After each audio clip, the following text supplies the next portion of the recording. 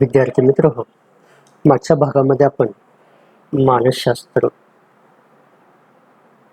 आणि शिक्षण यांच्या संबंधातला पहिला जो भाग आहे तो म्हणजे मानसशास्त्र ही संकल्पना, त्याचा आपण सविस्तर अभ्यास केलेला आहे.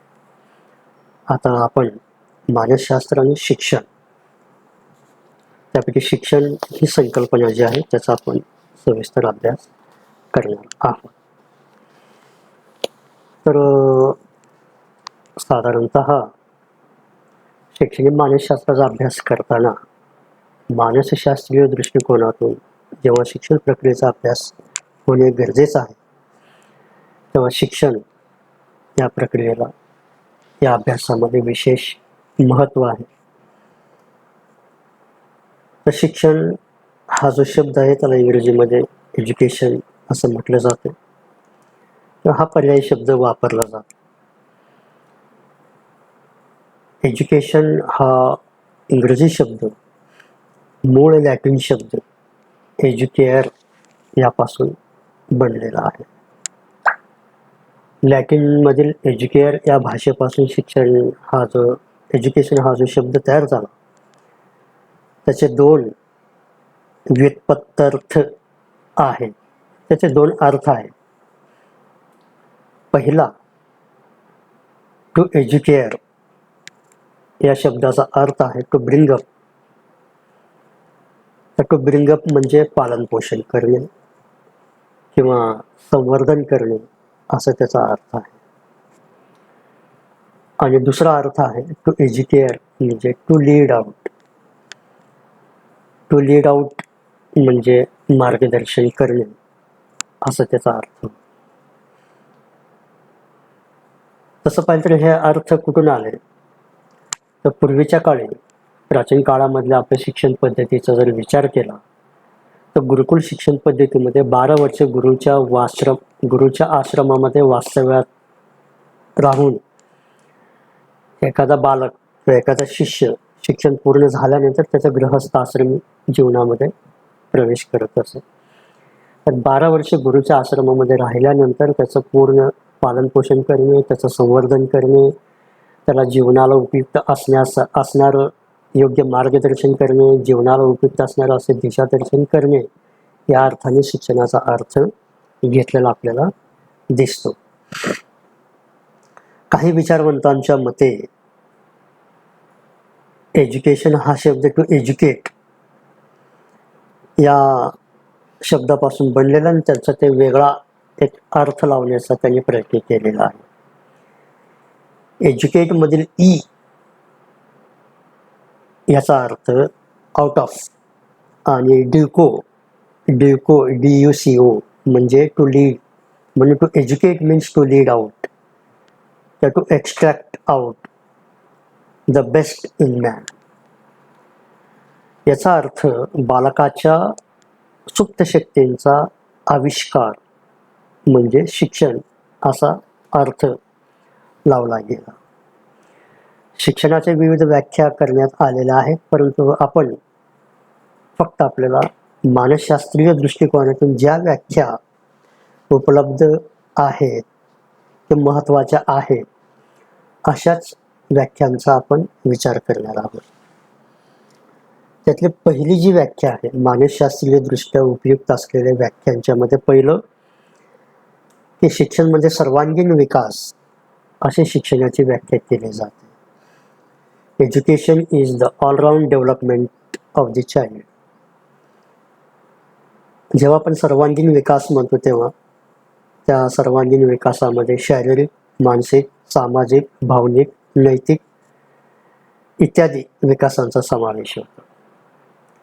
शिक्षणातील मानसशास्त्रीय प्रवृत्तीचे जनक आणि थोर शिक्षण तज्ञ पेस्टॉलॉजी यांनी शिक्षणाची व्याख्या खालीलप्रमाणे केलेली आहे. Education is natural, systematic, harmonious and progressive development of man's innate powers. याचाच अर्थ असा की शिक्षण म्हणजे माणसाच्या सर्व शक्तींचा स्वाभाविक, पद्धतशीर, सुसंवादी व प्रगतशील विकास म्हणजे शिक्षण, असं पेस्टॉलॉजीने व्याख्या केलेलं आहे. शिक्षण म्हणजे वर्तन बदल, अशी शिक्षणाची व्याख्या मानसशास्त्रज्ञ करतात. Education is the desired change in behaviour in human beings. व्यक्तीच्या वर्तनात सुयोग्य व अपेक्षित बदल घडवून आणण्याचे कार्य शिक्षण करते. अशा प्रकारे बालकामधील सर्व सुप्त शक्तींचा आविष्कार करणे, त्याला आपल्या सुप्त शक्तींची जाणीव करून देणे, त्याच्या व्यक्तिमत्वाचा समतोल विकास करणे व त्याच्या ठिकाणी योग्य समायोजन क्षमता विकसित करून त्याच्या परिपूर्ण जीवनाची तयारी करणे, ही कामे शिक्षणाची आहे. तर आता आपण शिक्षणाची ह्या वेगवेगळ्या व्याख्या पाहिल्यानंतर आता आपण पुढे जाऊया. तर म्हणजे ही जी शिक्षण प्रक्रिया आहे, त्या शिक्षण प्रक्रियेची काही वैशिष्ट्ये आहेत, त्या वैशिष्ट्यांचा आपण अभ्यास करणार आहोत. शिक्षण प्रक्रियेच्या वैशिष्ट्यांचा अभ्यास करताना काही वैशिष्ट्यांचा आपण आढावा घेऊया. त्यातलं पहिलं वैशिष्ट्य आहे, शिक्षण ही एक नैसर्गिक प्रक्रिया आहे. Education is a natural process. ज्याप्रमाणे मानवाला काही गोष्टी शिकून घे असं सांगावं लागत नाही, त्याच्याकडे तो नॅचरल इन्स्टिंक्ट असतो, तो शिकत असतो आणि आयुष्याच्या सुरुवातीपासून शेवटपर्यंत तो शिकतच असतो. त्याला कोणी सांगण्याची आवश्यकता नाही, म्हणून ही एक नैसर्गिक प्रक्रिया आहे. म्हणजे बाळ जन्माला आल्यापासून ते आयुष्याच्या शेवटपर्यंत अनेक घटना, प्रसंग, व्यक्ती, परिस्थिती यातून ते काही ना काहीतरी शिकत असतो, म्हणून ही एक नैसर्गिक प्रक्रिया आहे. शिक्षण ही एक स्वयंस्फूर्त प्रक्रिया आहे. म्हणजे एज्युकेशन इज स्पॉन्टेनियस प्रोसेस. कुठलीही गोष्ट मनापासून पाहिजे. एखादी गोष्ट शिकण्याची जर मनापासून इच्छा असेल तर ती व्यक्ती ती गोष्ट शिकतेच. आणि शिकण्यासाठी स्वयंस्फूर्ती लागते, कुणी सांगावं लागत नाही किंवा कुणी बोट धरून घेऊन जाण्याची आवश्यकता नाही. तिसरे जे वैशिष्ट्य आहे ते म्हणजे शिक्षण ही जीवनभर चालणारी प्रक्रिया. मी म्हटल्याप्रमाणे एकदा बाळ जन्माला आला, तो जन्माला आल्याच्या त्या दिवसापासून आयुष्याच्या शेवटच्या क्षणापर्यंत तो सतत काही ना काहीतरी शिकत असतो. त्याला आलेले अनुभव, तो ज्या विविध प्रसंगातून गेला, ज्या विविध व्यक्तींचा त्याला सहवास लाभला, ज्या विशिष्ट परिस्थिती त्याला भेडसावल्या, ज्या विशिष्ट समस्या आल्या, या प्रत्येकामधून काही ना काहीतरी तो शिकत असतो. म्हणून ही जीवनभर चालणारी प्रक्रिया आहे. त्यातल्या त्यात माणूस जेव्हा अंथरुणावर पडलेला असतो त्यावेळी सुद्धा आपलं शिक्षण चालूच असतं. म्हणून ही जीवनभर चालणारी प्रक्रिया आहे. म्हणून education is life long process असं म्हटलं जातं. शिक्षण प्रक्रियेचं आणखीन एक वैशिष्ट्य म्हणजे काय, शिक्षण ही अखंडपणे चालणारी प्रक्रिया आहे. ते कसं, BA झालो, BCom झालो, UG PG पूर्ण केला, PhD केला, आता माझं शिक्षण संपलं असं कुठल्याही व्यक्तीला म्हणता येत नाही. कारण आयुष्याच्या शेवटपर्यंत आपण प्रत्येक पावलोपावली काही ना काहीतरी शिकत असतो. म्हणून ही अखंड चालणारी प्रक्रिया आहे. Education is a continuous process.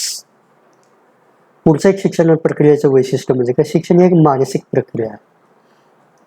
Education is a mental process. आपण बघितलं की मानसिक प्रक्रियामध्ये विचार आहे, तर्क आहे, अनुमान आहे. ह्या गोष्टी आपल्याला जर यावयाच्या असतील तर त्याला शिक्षण प्रक्रिया अतिशय महत्त्वाची आहे. म्हणजे मेंटल प्रोसेस आहे. बुद्धी म्हणजे शिकल्यामुळे ज्ञान वाढते, ज्ञानामुळे बुद्धी वाढते, बुद्धी वाढली की शहाणपणा येते, ज्ञानामुळे शहाणपणा येतो. ह्या सगळ्या गोष्टी जर पाहिजे असेल तर मानसिक प्रक्रिया शिक्षण एक वैशिष्ट्य असं आपल्याला म्हणता येईल. शिक्षण ही एक सामाजिक प्रक्रिया आहे. Education is social. समाजातल्या व्यक्तीच्या प्रगतीसाठी, उन्नतीसाठी तो सुसंस्कृत माणूस घडवण्यासाठी समाजासाठी निर्मिलेली ही एक प्रक्रिया आहे. आणि या शिक्षण प्रक्रियेमधून आपल्याला समाजीकरणाची अपेक्षा असते. तर समाजीकरण म्हणजे काय? स्वहिताचा त्याग करून समाजहिताचा, समाज उन्नतीचा, समाज प्रगतीचा ध्यास घेणारा विद्यार्थी शिक्षणातून तयार झाला पाहिजे. त्याचं कारण असं आहे, आपल्या भारतीय